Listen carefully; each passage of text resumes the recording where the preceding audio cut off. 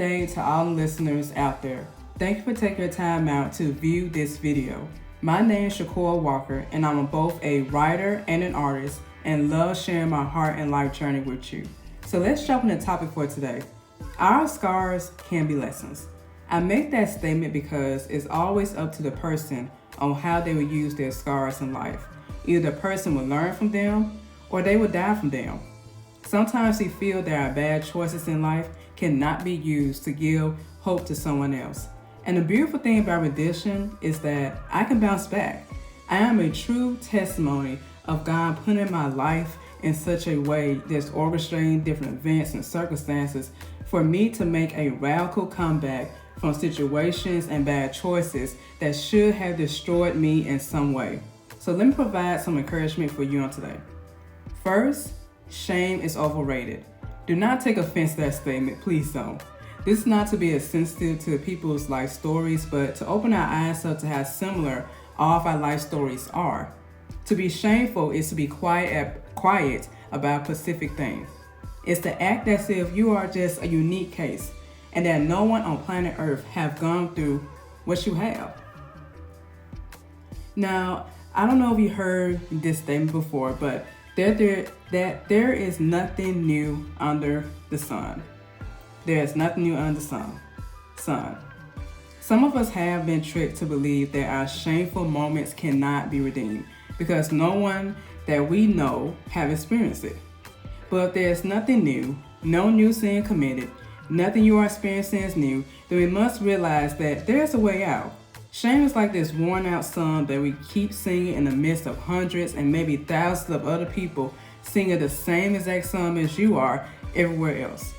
I cannot be ashamed of my story when I'm not the only one that dealt with that. Yes, it can be some differences within our stories, but we dealt with the same pain and hurt that comes from trauma, tragedy, and bad choices. So do not allow shame to silence your story that someone else needs to hear. Second, feeling guilty can become a death sentence. Victimhood can go two ways. First, a person can remain a victim to not letting go of what someone did to them. And second, a person can act as a victim to bad behavior due to not letting go of things they have done to others. They feel that they cannot change or they have to work their way back to people's good graces. Now, let me say this. Yes, people do need to be held accountable for their bad behavior, but not become chained and bound to it. Forgiveness is a real thing.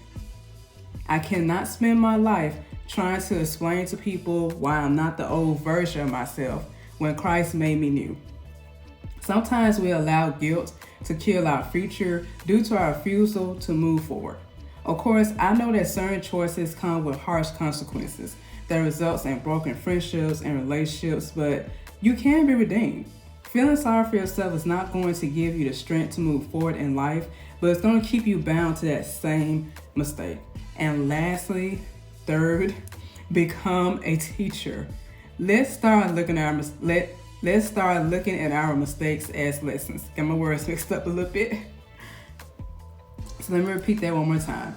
Let's start looking at our mistakes as lessons. At some point in your life, you must become a teacher. That means becoming someone that is capable of teaching others how to navigate life well. You made a mistake, and now you are showing others either how to go through the process of recovery or avoiding the wrong path you've chosen.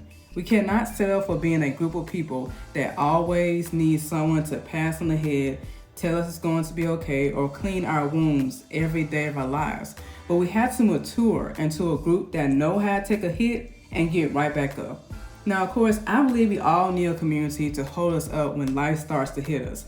But we also need to resemble that same type of community that others need as well. It's a two-way interaction. So if a person needs someone to talk to, I can be there. If I need someone to talk to, I can go to that person as well. So even if that is not like that in your life, I've learned to make God my best friend because he knows the real me.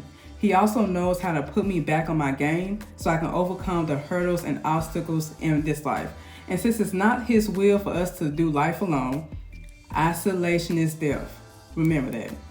He will place the right people in our lives to walk this journey with us. Do not ever feel that you don't have nothing to offer in this world due to your past. Your troubled past can turn to beautiful lessons for others to learn from. So stop looking at the scars as a stumbling block, but a gateway to a better future. And hey, if I did not learn how to feel pain, then I would not have the mindset to desire better in life.